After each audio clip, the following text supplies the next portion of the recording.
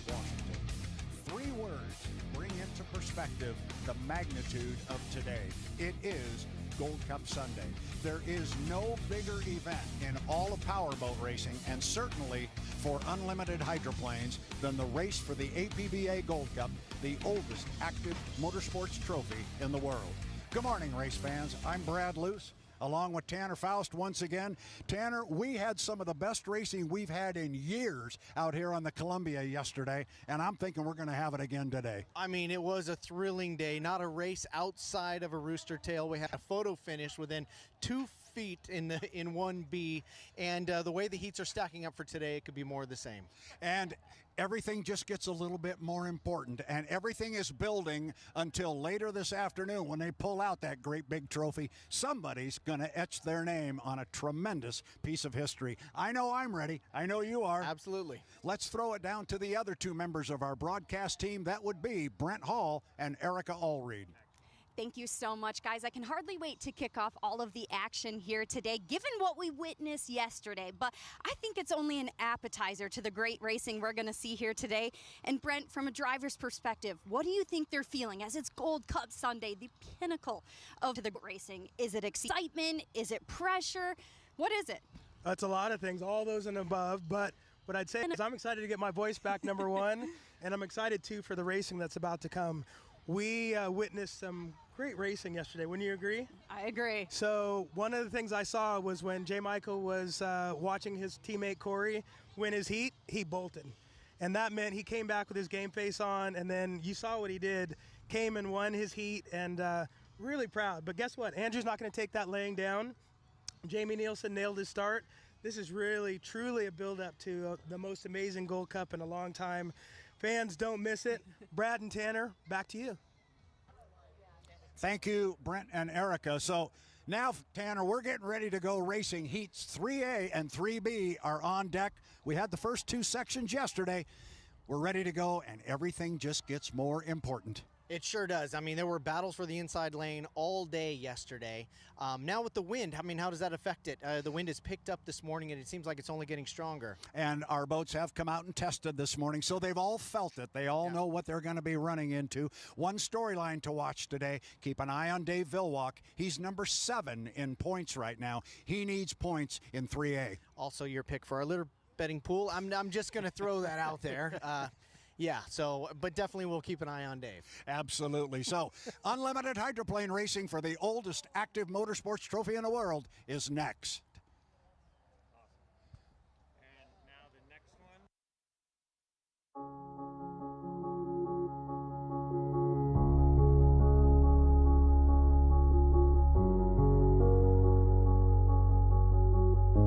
Put it in words, man.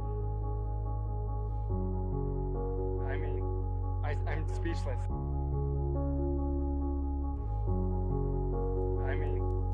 I'm speechless. And, you know, Smiling George, you did it again. Oh, man.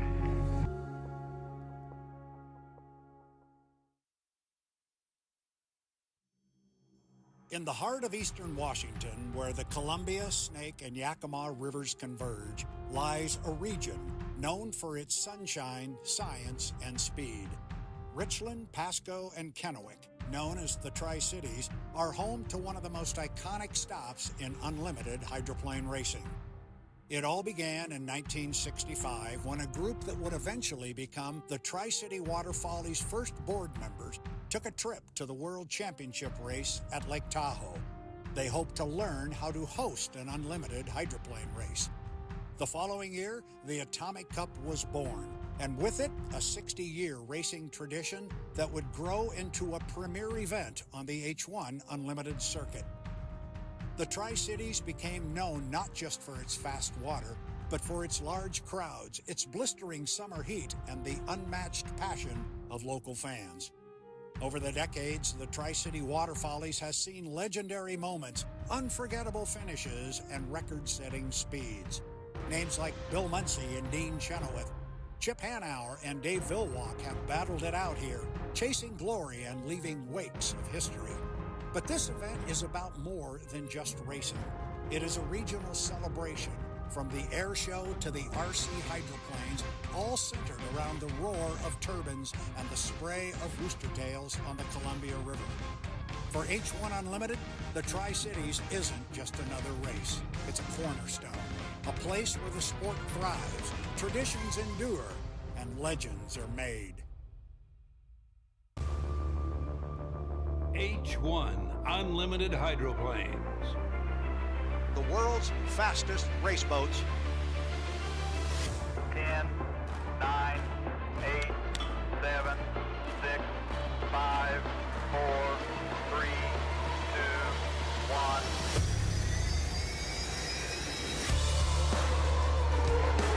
Oh, really flying the boat. It doesn't get any better than that. They are going to be side by side.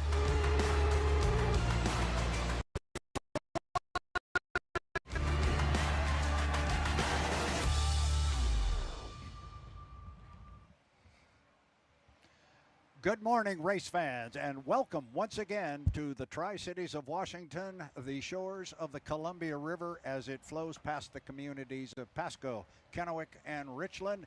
I'm Brad Luce saying good morning to you. I'm joined, as I always am, by my co-host here, Tanner Faust. He is the man that has now seen some really good boat racing, and we're going to see some more. And today, as you know, at any form of motorsports, at some point, they pull out the big trophy and it all is on the line. Well, that is today. As we said in the show opening, it is Gold Cup Sunday. Yeah, it really seems like a two-part weekend. I mean, there's a massive amount of points to be gathered in 4 heats, more heats than any other weekend so far. And so they gather those points, and then once the 4 heats are done, they push the reset button, go to the final, and then it's all about the overall win with winner take all. So it's an interesting format. We're still in the points gathering phase with heat 1 and 2 in the books, 3 and 4 coming up. But at the end of those 4 heats today, this afternoon, they'll put those and bank them and go for the gold. Yeah, that's it. And when we came into this weekend's event, our teams were very closely grouped because we haven't even raced for that many points yet. We didn't get any points outside of qualifying. In Guntersville, we had a shortened event at Madison, Indiana. We came into this weekend where, to your point, at the APBA Gold Cup, there was 2,100 points on the line. You got 4 heats of preliminaries, a final heat, and 100 points for qualifying. 2,100 points is a lot more than anybody had coming into this event. So, yeah, these points are huge, and we saw yesterday just how important it is to race those points. The guys really wanted them. Yeah, it's amazing. Actually, we still have, just like yesterday, both of the Beacon boats very, very fast with J. Michael Kelly and Corey Peabody in the same heat again today. So that is unfortunate for that team. They always want to be kind of separated so they can maximize their strategies. But when will they have done the draw? How was it yesterday afternoon that they knew they were going to be in the heat again today? They try and hold the draw as soon as they can after. They try and hold the draw as soon as possible after the completion of the B section of the heat. So as soon as 2A and B were done yesterday, as soon as they can get everybody together and a representative of each team, they have to have one representative to witness the draw. They do it as soon as they can. So yes, about 20 minutes after the completion of 2B yesterday, they had the draw, so they've known all night long. Now, the big story we've got this morning, and we're going to run through these draws. But before let's walk through them because it kind of leads where we're going. Heat 3A, which is coming up here at 10:20, I believe, but it's coming up very quickly. I think we just had a shot there on the screen of the pit area. There they are, and I guess I probably don't need to tell our seasoned fans who is coming out for our Heat 3A because you're looking at them right there, left to right, the blue and the yellow boat there. That's the seasoned Flav-R-Pac, Jamie Nilsen. They had a good day yesterday. Corey Peabody's the next boat there, the blue and white one. That's the Beacon Plumbing. He had an outstanding day yesterday with 2 first-place finishes. Next, and he took a shot at each of the boats from BWR Racing and handled both of them individually. The third boat there from the left, the red and the yellow one, is the Beacon Electric. That's the U8, J. Michael Kelly. What a heat he had with Andrew Tate. The margin of victory was about 5 feet at the end after 4 laps, and there wasn't a person here on the shoreline, including you and me, that didn't really enjoy that one. That was an amazing race. That's the closest one I've ever seen. But every race yesterday was within a rooster tail, as they would say. You know, so within 5 to 7 boat lengths of each other, even at 190 plus miles an hour. It's incredible how close the racing is, which leads, of course, to a pretty exciting finale to the end of the day. But we still have a lot of great racing between now and then.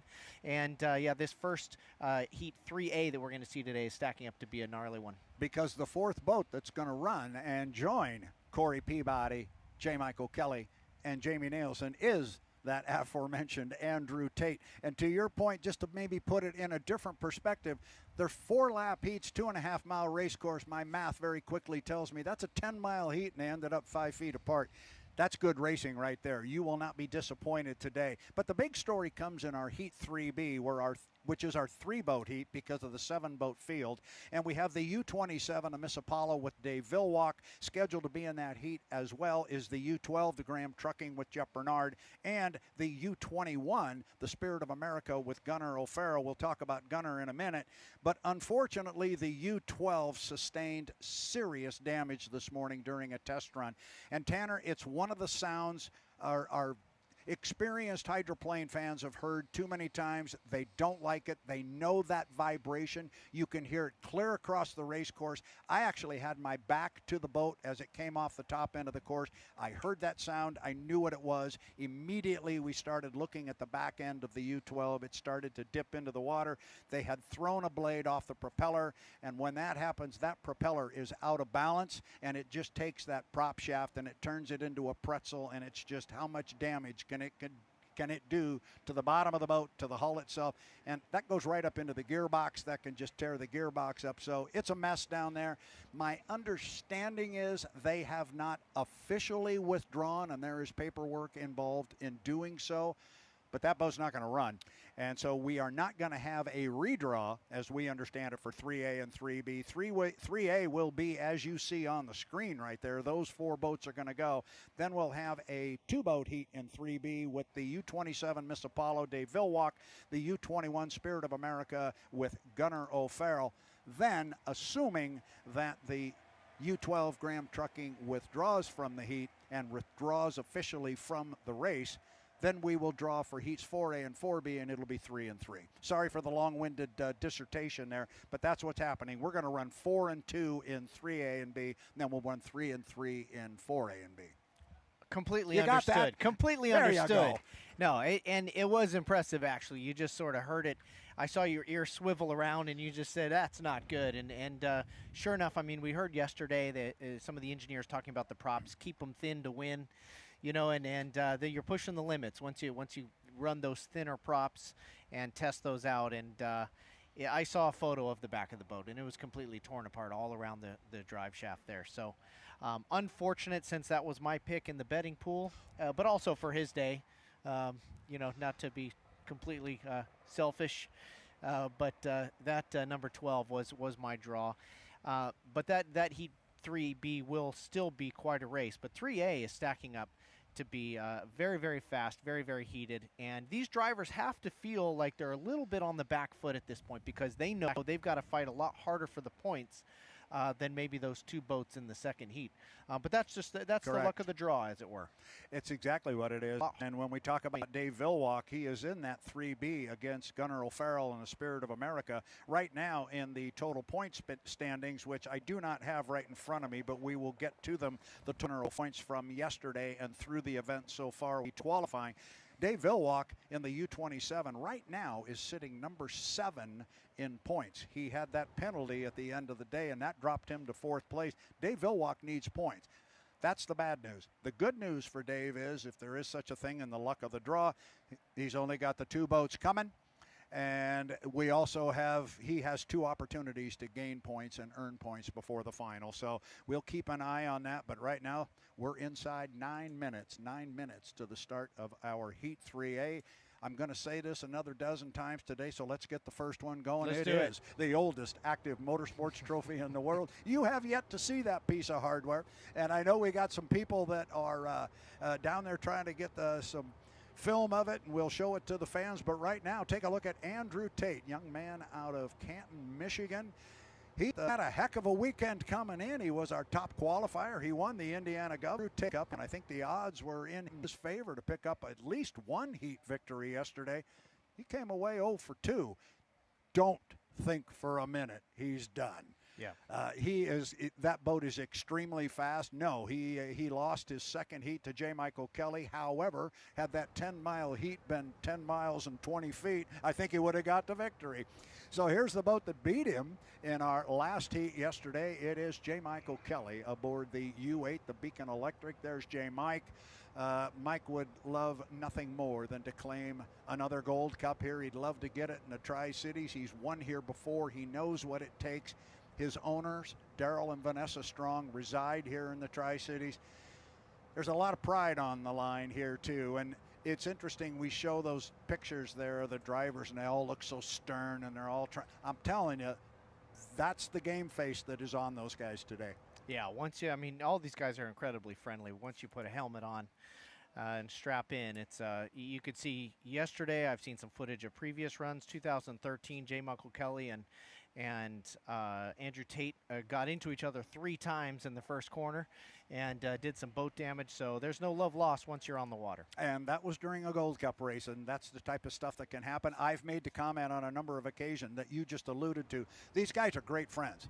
They are great friends. They all have great respect for each other. But sometimes when they get back to the dock, they may have to spend 45 minutes before they remember that again, that they are good friends. Here's our third boat in our Heat 3A, Corey Peabody. Man, did he look good yesterday. He looked really, really strong. The Beacon Plumbing, the other boat from Daryl and Vanessa Strong, he took on Andrew Tate in the first heat of the day, got inside Andrew, and was actually able to, not by a great margin, but he was able to drive away from him during the heat. Yeah, he had a really difficult race before the race, didn't necessarily get the lane he wanted, but he still adapted, made it happen with just outright corner speed and impressive straightaway speed. So he's certainly one to watch, and he's got to make up some points from the last round. Came into this weekend at third, certainly wants to leave in first. He certainly does, and rounding out our 4-boat field is the U11, the Miss Flav-R-Pac, boat owned by Scott and Shannon Rainey out of Cle Elum, Washington.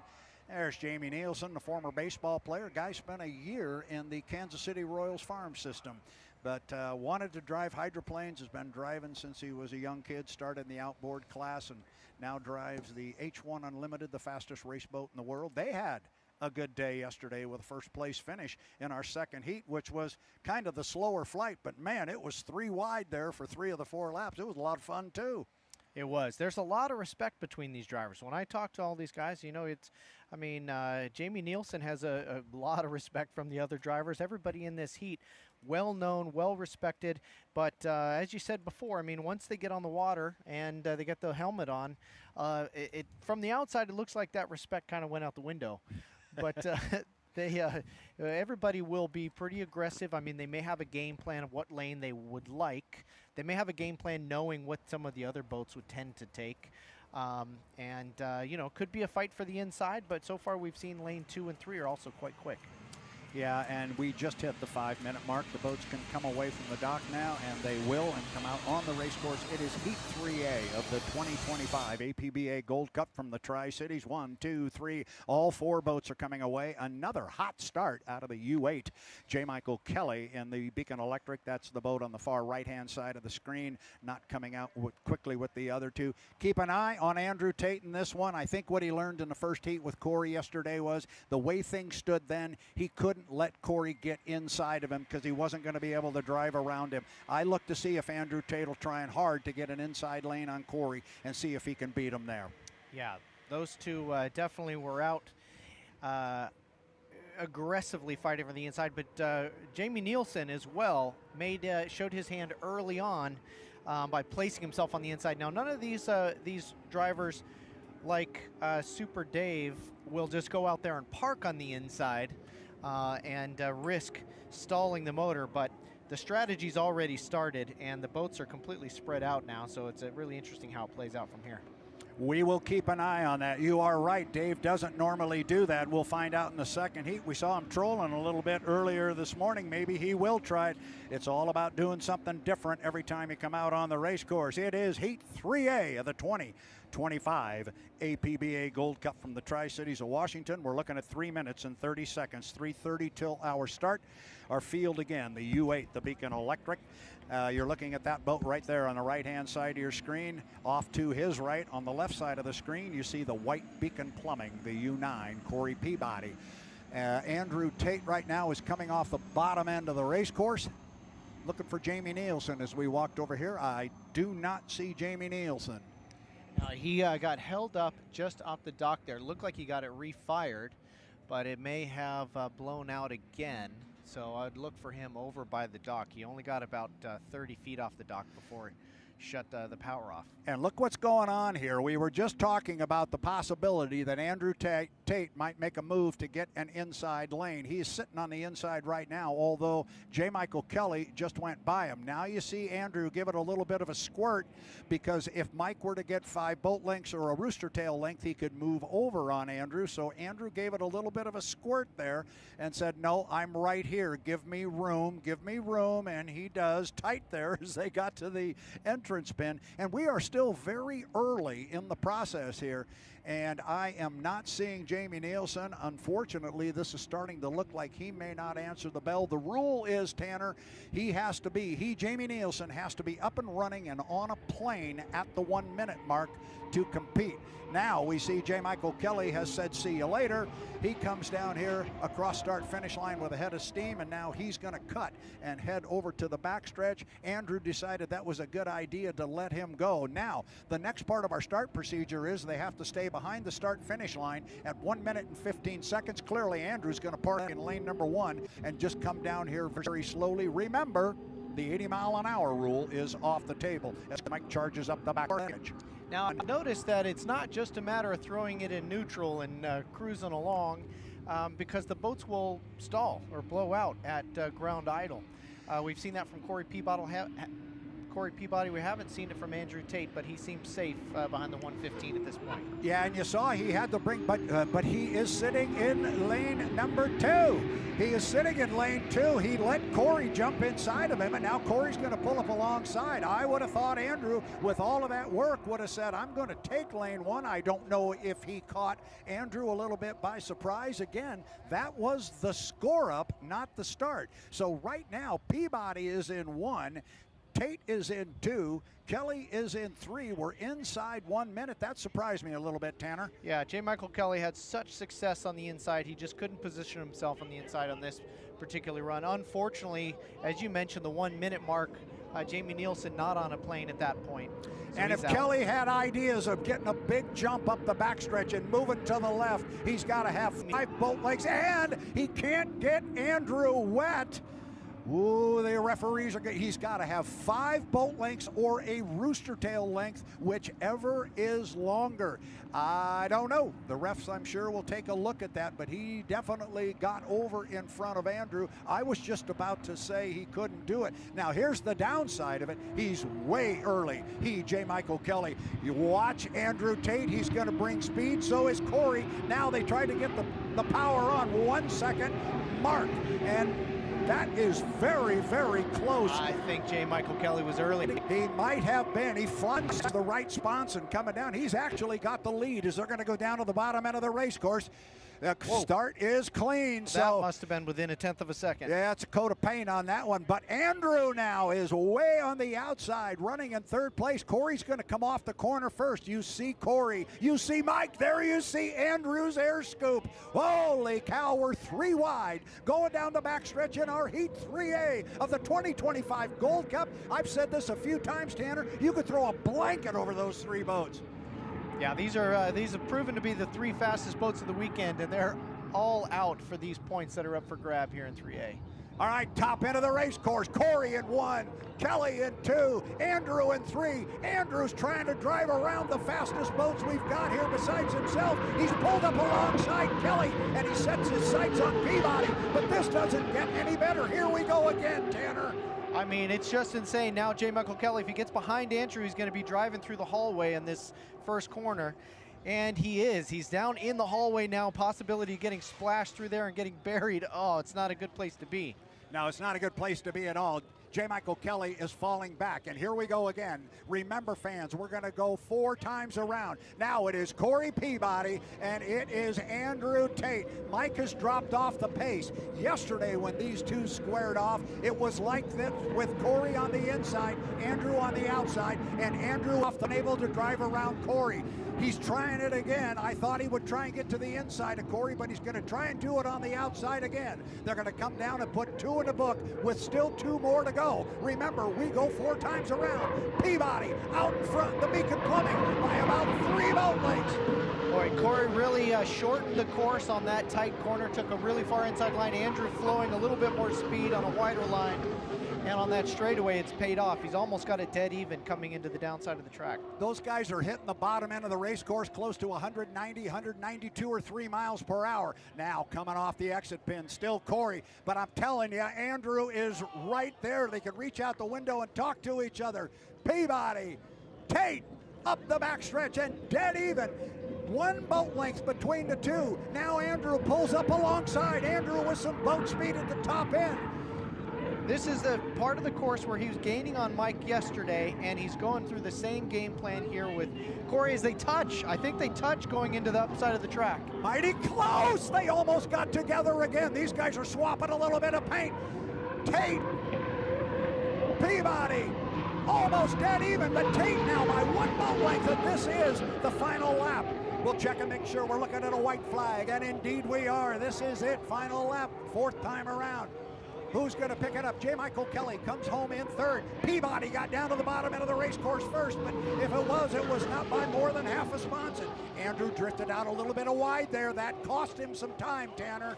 It sure did. I bet he does get the speed on the straightaway from that wider line. But coming into this top side of the course is where he's really fast, Andrew. So he's been super successful coming around the outside. He'll keep it incredibly tight as he tucks in and tries to go for another photo finish. Yeah, here we go. This is the run for the checkered flag. This time Andrew is back just a little bit. He's back about 2, maybe 2.5 boat lengths. You'll see him pop out. There he is off the top end of the course. And now it's a drag race to the checkered flag. It's Heat 3A of the 2025 APBA Gold Cup. It's Peabody, it's Tate, and it's going to go to Corey Peabody in the U9, the Beacon Plumbing, Andrew Tate in the Goodman Real Estate. I don't know, honestly, if I have ever seen 3 second place finishes where somebody worked that hard for him, and Andrew's got 3 of them, and holy smoke. Man, he really is able to turn it on in the top turn of the course, which makes for an exciting last straightaway across the start finish. He just wasn't close enough to him closing in on that last one. But again, another buoy down the straightaway, and he might have even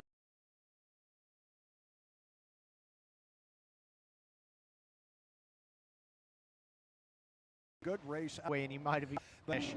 Kelly wasn't close enough position in the U8, the Beacon Electric, and you called it exactly right, Tanner. He got in between those boats, and as we saw yesterday with Jeff Bernard, if you're in between those boats, you don't want to start dropping back at all because the hallway gets real long and it gets real narrow. I just can't imagine what they go through with those 40-foot walls showing up, and they're just, it's not like you can just get close to the walls and, bounce off them or something. As soon as you touch them, you're just airborne. And at that speed, not seeing any buoys, not seeing any waves. I mean, it's formation flying at its worst, honestly, because that's a good way to put it. It just looks absolutely gnarly and scary. Wow. And you're totally blind. You're just totally blind. You have no idea where the corner is. You got a spotter who's trying to tell you, all right, you're getting close, but you still can't move until the boat to your left does.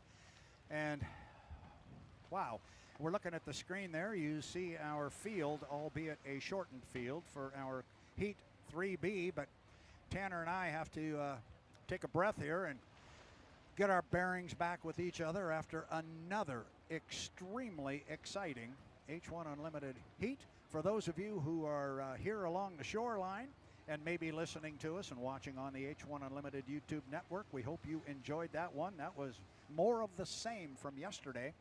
We have our pit reporters down in the pit area. I'm hoping that they will be able to get us some information on exactly what happened to the Flav-R-Pac. That was a tough break for them. I'm watching as Corey comes back to the dock here to see if we see the Flav-R-Pac either in the water, if they have it back, or perhaps it has been returned to the trailer already. Yeah, and it has. There's the fairings there on the right side, and they've just got it there. You see the slings are still on it. They're just setting it down right now. So tough break for Jamie Nilsen. I know he wanted to go out there and mix it up with them, but unfortunately didn't get to, and that's going to cost him a bunch of points. It will, and it would have added a lot to that heat, because I know he would have, historically anyway, he's really been a strong fighter to get that inside lane, and Corey made it work. I mean, and Corey needed to come here and gather up as many points as he absolutely needed, possibly could. Some disappointment in the last round, thought he finished first, ended up getting some penalties, and so walked into this weekend in third place. And he's just on a mission to pick those points up anywhere he possibly can. And these heats, I mean, they're just so valuable points-wise. Yeah, and you know from this type of racing and just being competitive, the only way he can chip into a lead that Andrew Tate has on him in national high points is to race against him. They can't go in their separate heats and each pick up 400 or 300 points. He's got to race him, and so I think we're going to maybe get a shot here to look at some of the highlights from this one. But here are our J. Michael Kelly with one of the closest starts I've seen so far to the line. It must have been within a tenth of a second. But this is when he starts losing some ground. Andrew Tate making that outside line really work, coming into the front straightaway, and ends up burying him right here on the bottom of the course.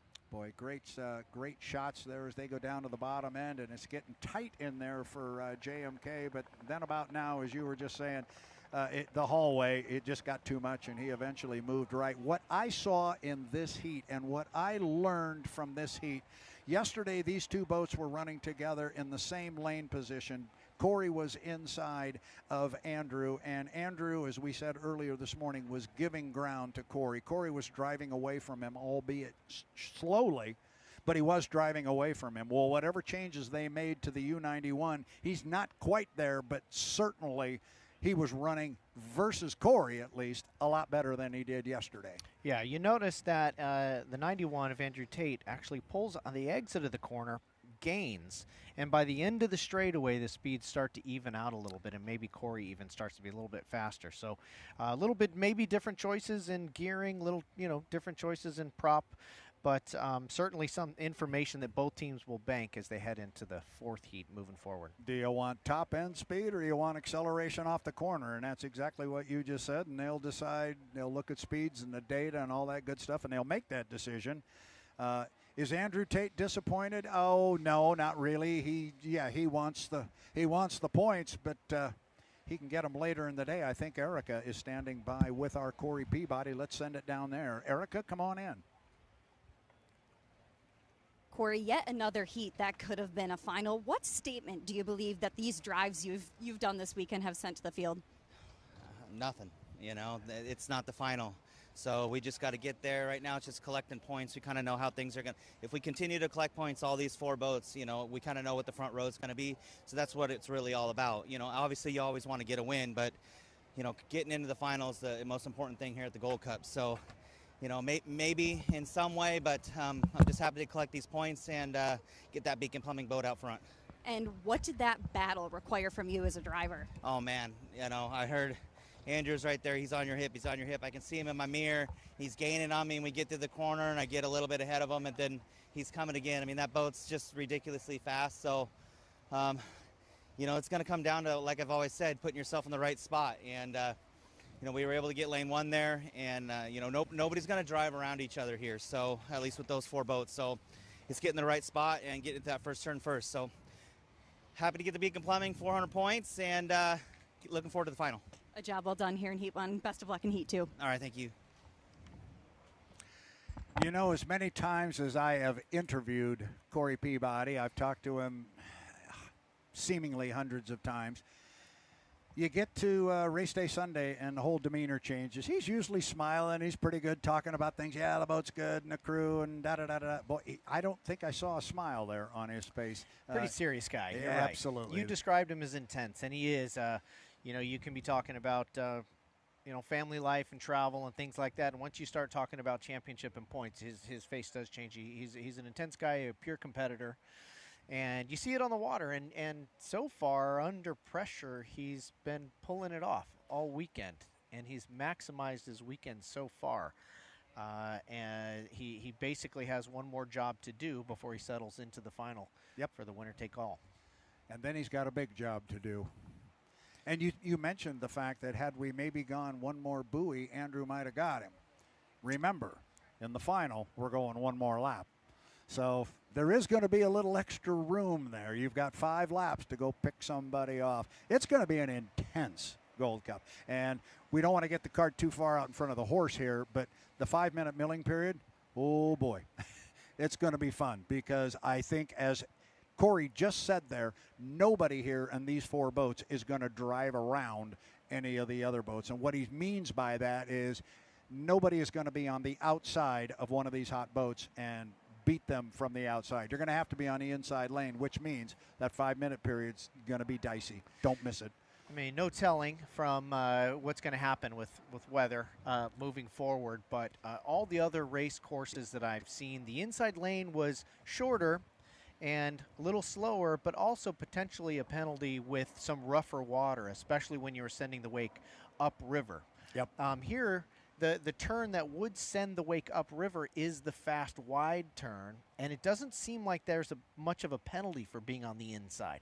It's like that wake, as they come through from the first lap, clears to the inside of the buoys, and then it's a clean lap continuing on that inside lane. So almost a bigger advantage to being on the inside here than other courses. I think our Brent Hall is standing by with a little feature and a look forward into today's racing activities. Let's throw it down to Brent. Mr. Hall, it's all yours. Fans, it's Brent Hall here.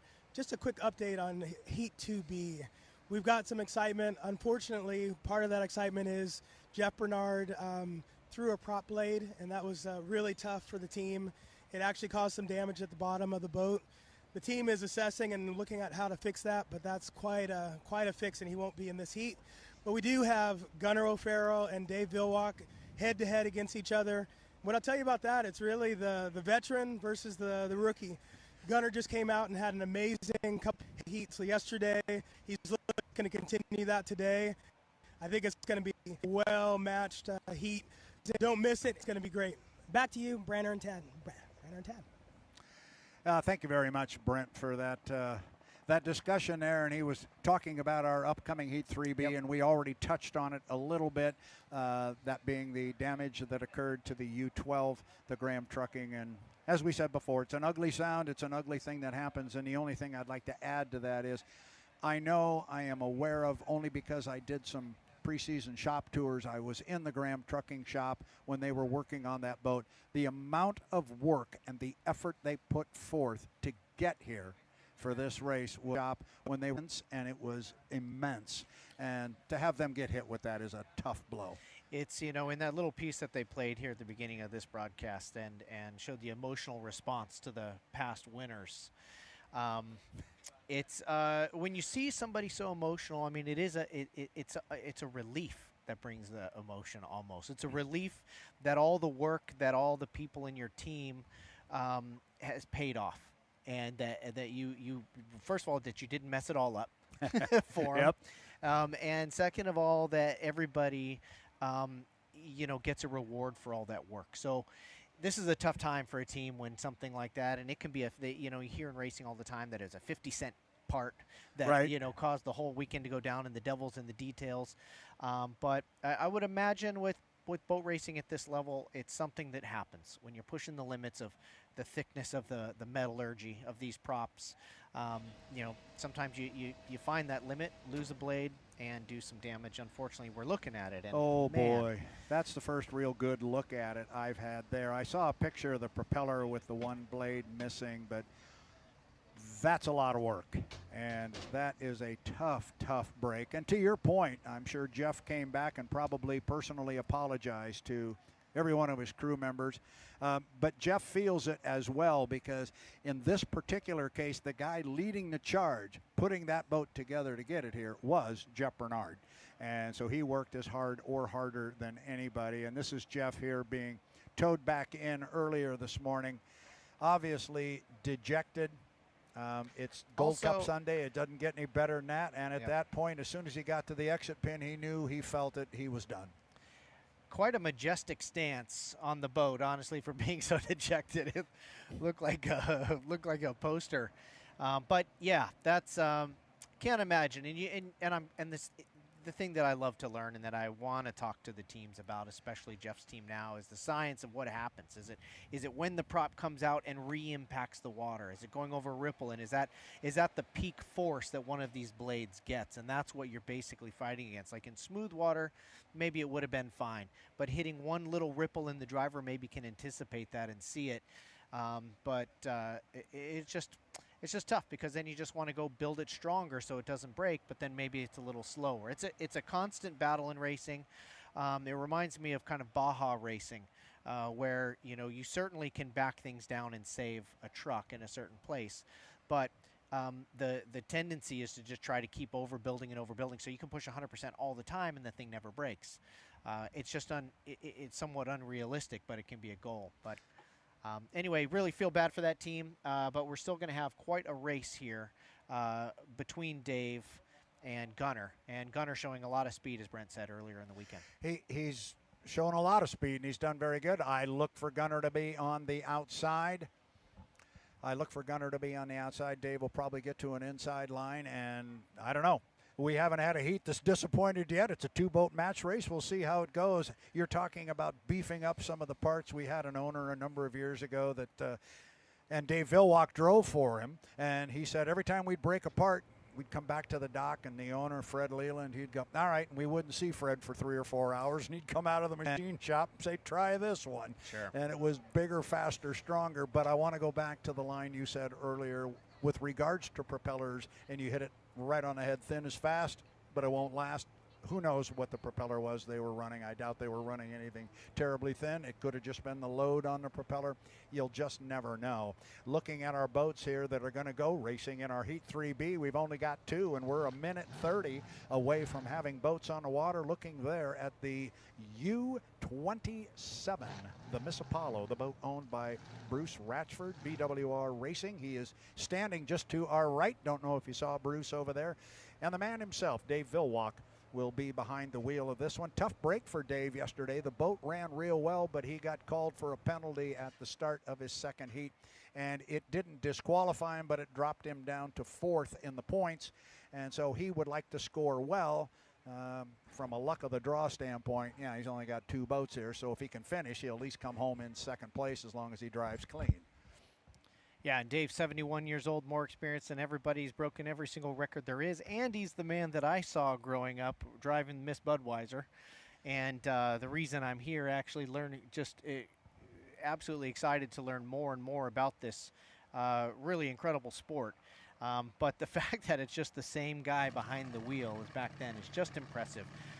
Doesn't necessarily make him predictable, but I would imagine. But he's quite aggressive from what I can see, and he certainly likes to fight for that inside lane, and he's not afraid to park it on the inside to make sure he gets it.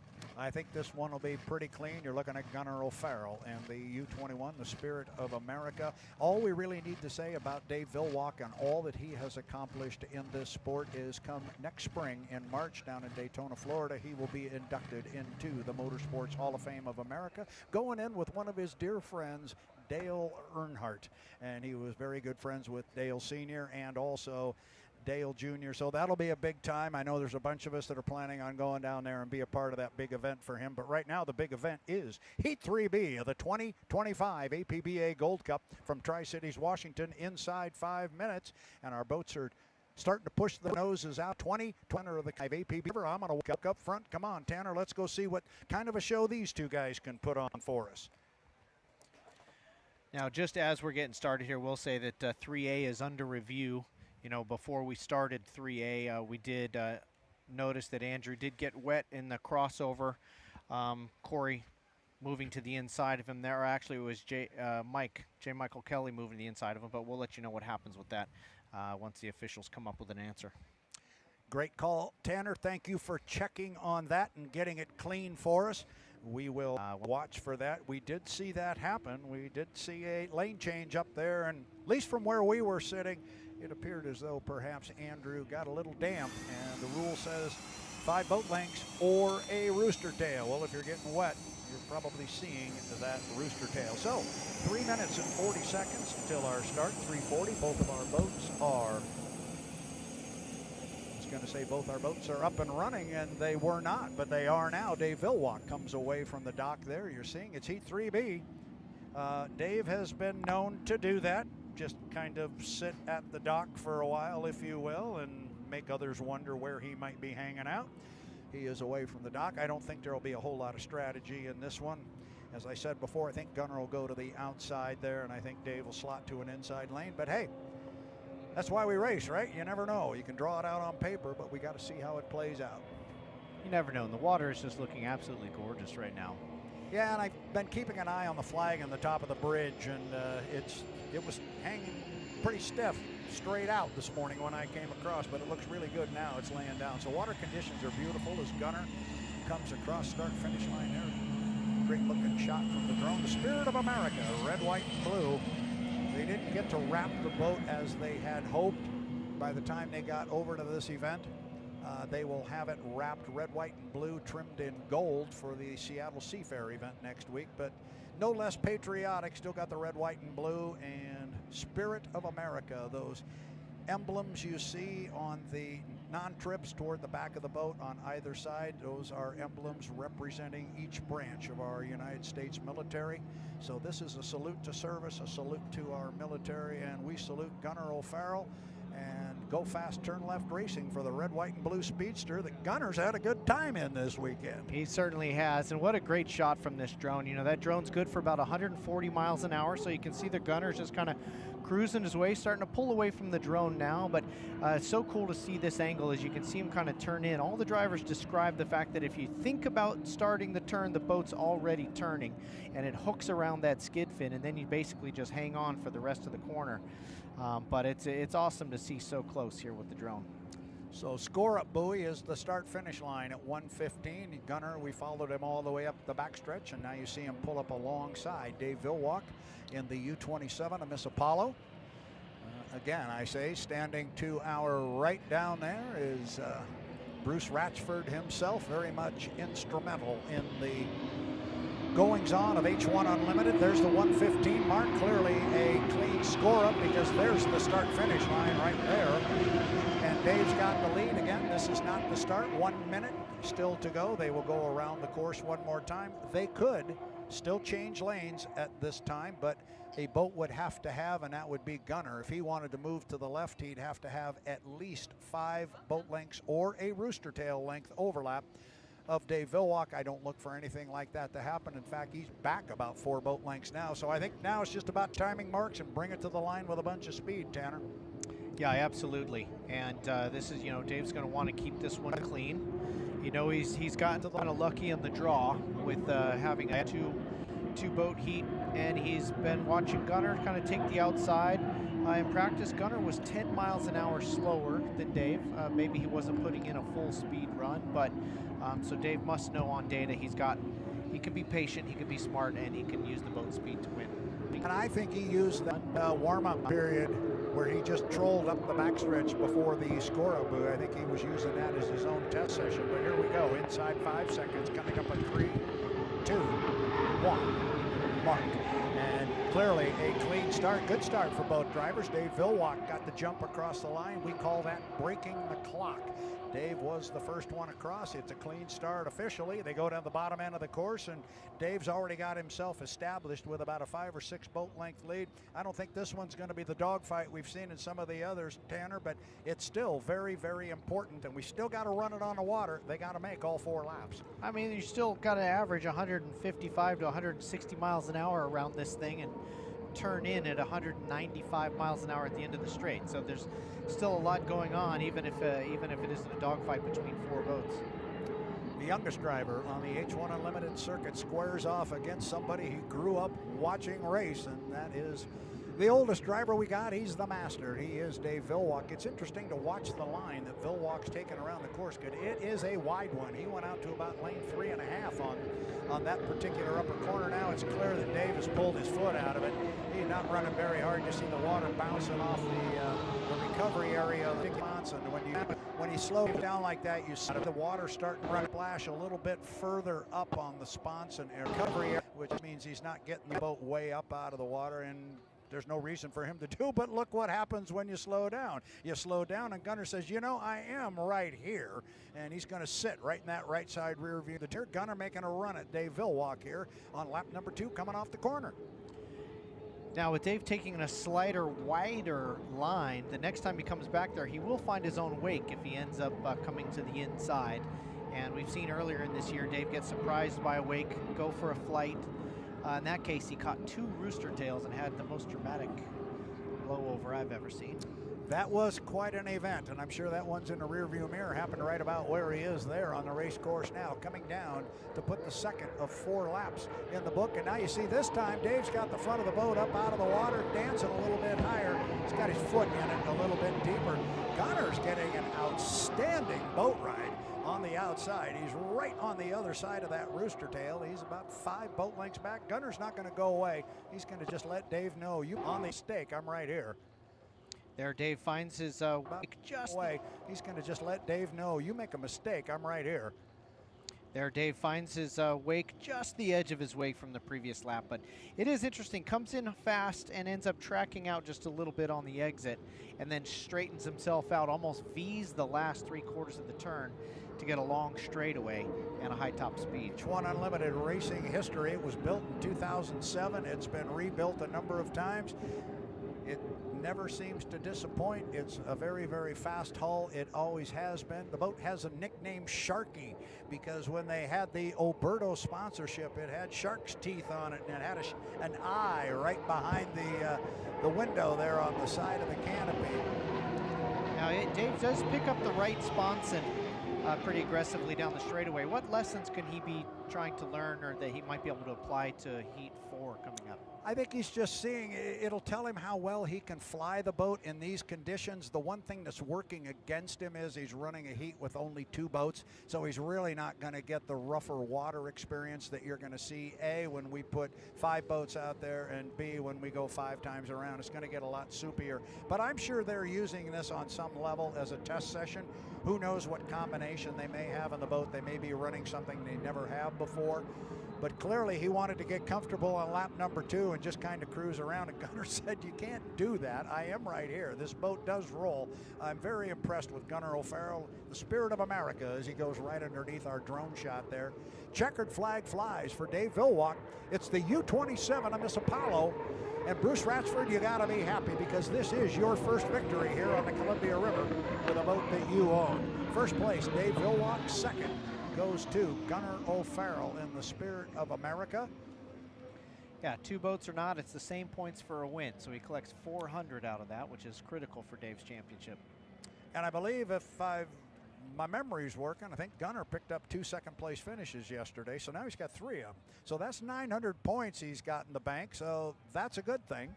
And, you know, it doesn't make any difference. You're not the one that's down there doing the draw. You just race whatever they put in front of you, and you got to go out and do your job. He's doing his job. And Gunnar is having a very, I made the comment yesterday, they are quietly having a very good weekend. Yeah, I mean, really collecting points here as we go. And you never know what's going to happen in the final. We've already had contact with boats here this weekend. We've already had drama. And it seems like the level of tension is pretty high and building. So somebody putting in clean second-place finishes every heat still has a chance in the final. There's the old talk about letting the race come to you. There you go. And you cannot win this APBA Gold Cup unless you get your boat in the final heat on the front row. I will say that's not even a skill, like letting the, I've heard that saying a lot, and I understand what it means, but I don't know what it feels like. And it's just not something you can plan for. I've heard that. No, I've never. not. And actually, I was going to dive into that with you because I've heard it for years too. Oh, let the race come to you. You mean if you just sit there on the dock, the whole thing will just come over to you? Yeah. If you still have to go out there and drive the boat. So I'm not sure I understand it, but getting a good look there at the former Oh Boy Alberto Hull, the boat they call Sharky, but now it is the U-27, the Miss Apollo. You'll see Super Dave climb out of the cockpit as he has been doing since he was a young man. 67 career wins. So he's won a bunch of these things as his crew jumps on the boat. I was wondering if perhaps Bruce Ratchford, if I could make eye contact with him, I thought he might come over here and say hello to us. We could have had a word with Mr. Ratchford, but they have departed the premises. And looks like Gunnar shut the boat off a little early, so he'll take the ride back. Here's looking back at what just occurred here out on the Columbia. It was a two-boat showdown. Look at Gunnar on the outside there. He's saying, Dave, I'm right here. This is before the start, and he's just letting them know that I'm here. This is where I'm going to run. And this, I believe, is getting ready to come down to the start. It was our Heat 3B of the 2025, and I believe that is either the start or the score up there.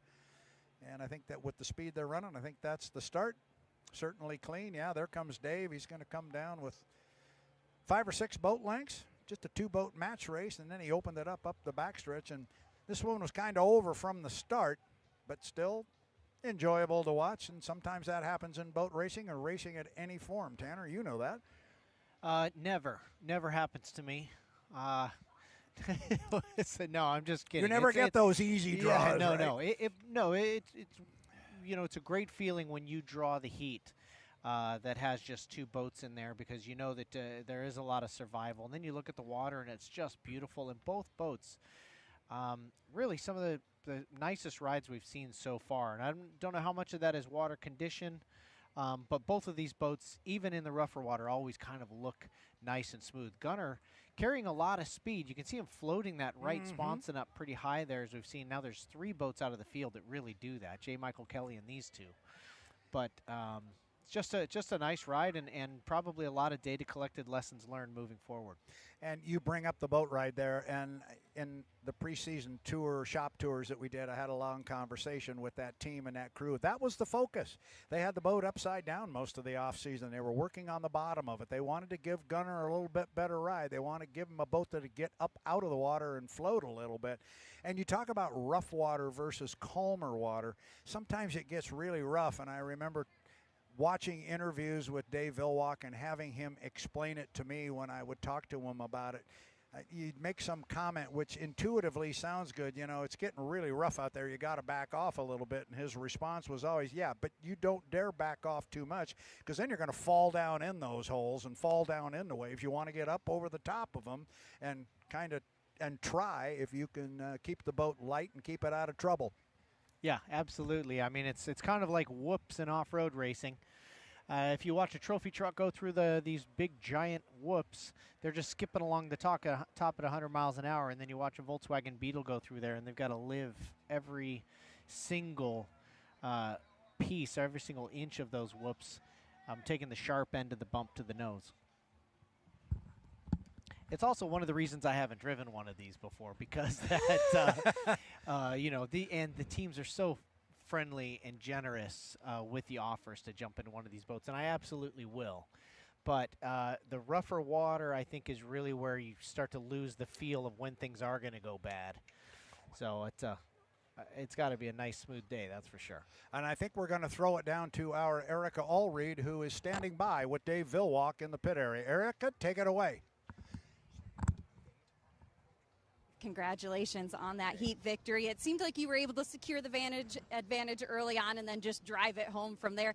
Did it feel as smooth as it looked for you from under the helmet? Yeah, and that's the way you want it. Of course, luckily, it sounds like the first heat, everyone else got the penalties I was getting yesterday. So Gunnar and I tried to keep it clean, have a good race, and bring it back here in one piece. And what do you need to do come final time to have possibly the same result? Well, yeah, here for the Ratchford family and for the Apollo organization. Your and mom? To win the heat for them in their hometown, that's a great opportunity and pleasure. And you know, it's great that we've been able to put this team together and do as well as we have. And so I'm just thankful for everyone involved. Well, congratulations on that heat victory. We look forward to seeing you back out there this afternoon. Thanks. Thank you, Erica, very much for that. The consummate champion, Mr. Dave Villwock, very cool, very smooth. So what do you have to do to make this and take it into the final? And I'm here for the Rashford family, and I'm here for the organization, Apollo. And indeed he is. And Dave's, to say he's been around the block a few times is a bit of an understatement, being the winningest driver in the history of our sport. However, Mr. Faust, I'm going to say something here while I still can, because I've got a lot of information, and it's all been stuffed here in front of me, and I'm going to see if I can recite it correctly. And I've said it twice, and I've been told, yep, you're doing it right. So I think I got the story right here, but you made a comment as we got ready to come over for our Heat 3B that Heat 3A was still under review. Now, you will remember on the water, the boats finished. There was only 3 because the 11 didn't come out and run. They had an issue. So we only had 3 boats in, and our winner on the water was Corey Peabody. The winner was Corey Peabody on the water in the U9 to Beacon Plumbing. Second place went to Andrew Tate, driving the U91, the Goodman Real Estate. Our third place finisher who dropped off the pace was the U8, the Beacon Electric. You said it was under review. Oh, yes, it was under review. So what happened was there was a lane encroachment penalty levied against the U8 and J. Michael Kelly up the backstretch during the score-up period. So there is a 1-minute penalty on the U8 for that incident. There was a 1-minute penalty on the U9, Corey Peabody, during the racing for veering out. So Kelly got called for moving in before the heat. Corey got called for moving out during the heat, putting the U91 in the first position. They failed tech inspection, got an N2 violation, The U91 and got did. DSQ'd the U91. Oh, jeez. So the U91 gets disqualified. The 8 and the 9 were both penalized with a 1-minute penalty. The 9 was ahead of the 8. Corey Peabody gets the win. J. Michael Kelly comes home in second place. And 0 points for Andrew Tate in the U91. You talk about making fruit salad out of your national high point standings. That really jumbles the mess. Now, while Jamie Nilsen left the dock, he didn't take the start. Does he also get 0 points, or do you get something for leaving the dock? He gets absolutely nothing. Okay. He gets nothing. We are working to pull up some replays when we can, but that's what happened. You had a penalty on the 8, J. Michael Kelly, for moving in. That's a lane encroachment penalty. That is a 1-minute penalty. That happened during the score-up. So whenever he finished the heat, they're going to add 1 minute to his time. Then you had his teammate, Corey Peabody, apparently move out on Andrew Tate in one of the corners. I believe they said lap 2. So he moved out. That, again, is a lane encroachment penalty. He gets a 1-minute penalty, a 1 minute added to his time. Here is the replay. We'll see if we can see anything here. Here's the score up. Now, this is after J. Michael Kelly would have taken the inside from Tate and caused his own 1-minute penalty, but we still don't see Corey Peabody's penalty yet. We'll see if we can see anything. You're not getting a view there that's really going to show you. This is coming out of turn 1. And everything looks good, at least there. I thought I heard with regards to Corey that it may have been lap 2, which this may be lap 2. But if you're going to get Corey for moving out early in the heat, then he's going to be moving out onto his teammate, J. Michael Kelly. This might be a tough spot here. That, I mean, if you look at his exit from the top of the race course to that turn in right there, he certainly had moved further away from the buoys, and maybe that has something to do with it. But that penalty against Corey Peabody is going to be very difficult to see. The one against J. Michael Kelly, I think, was a little bit before we picked it up. Correct. Right there. Correct. Because he was on the third lane and he made his way into the second lane. That's when you saw the water splash off of the Goodman Real Estate boat, and that would have been the penalty, correct? That would be the penalty. So that really jumbles everything up. But a 1-minute penalty is one thing. You still get a finish, and you still earn points. And I'm thinking more now about national high points. And Andrew Tate came in here with a good one. He's given up a lot of points to Corey, and we will look at those national high points through our racing so far as we get everything compiled. But then Andrew goes back in. He's the winner of the heat because of the penalties, and they run the boat through tech inspection, and he had an N2 violation, which means he oversped the output shaft of the turbine motors. There are regulations and stipulations on how fast you can turn the output shaft as a percentage rating of the factory rating of the original motor when it was built. He exceeded those limits, and Seth Parshall in the H1 Tech truck said, the data says you spun it too fast for too long, and that's a DSQ. Those are tough. Yeah, and that one's black and white. I mean, it's black and white. There's no judgment there, nothing to argue. It's literally on the data. And so while it's unfortunate for Andrew, that's one you just got to shrug off. Can't be upset about it. You just got to move on, try to gather some more points as we move into this afternoon. And there we see it going across the bottom of the screen. You see the N2 violation there. I did not start for the Flav-R-Pac. So now you see the unofficial results for our Heat 3B, and this just leaves the door wide open. That remember, when we get the boats back to the dock, we don't know. We know who the winner might be on the water, or at least the racing that we saw, but they do have to go through tech inspection, and sometimes the racing on the water is not necessarily clean when they get back to the dock, as we found in that Heat 3A. Boats got back to the dock. I'm sure they were on the trailer. The guys were up on top of the trailer looking at footage and film and making the calls, those being the officials. And they made the call that it wasn't clean on the water. There was a couple of penalties, and then they went to the tech truck, and it got worse for Andrew Tate. So tough break there for those guys. They're all going to be back out here again. So we're looking at the schedule as it runs across. Keep in mind, this is always subject to change. I think we are getting ready for an air show to be coming our way here shortly. We will get confirmation of that, but right now, heats 1, 2, and 3 are in the books. We have had outstanding racing this weekend. It's going to continue. We have Heat 4A and 4B still to come for our H1 Unlimiteds, and then of course coming up later on today, you don't want to miss it, the winner take all 5-lap final heat for our APBA Gold Cup. It's the 115th running, and we will be back. Tanner and lap, we will be back. Brent and Erica will be in the pit area getting all the stories that are going on down there. We will keep you apprised, but right now we are going to yield to the skies as the show's going to move from the water upward. On behalf of Brent Hall, Erica Allreed, Tanner, we're going to take a break, let you go over and get a sandwich, but we'll be back as soon as boats are on the water. Stay with us. Enjoy the Columbia Cup. H1 Unlimited Hydroplanes. The world's fastest race boats. 10, 9, 8, 7, 6, 5, 4, 3, 2, 1.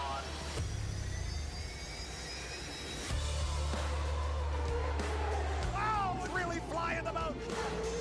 It doesn't get any better than that. They are going to be side.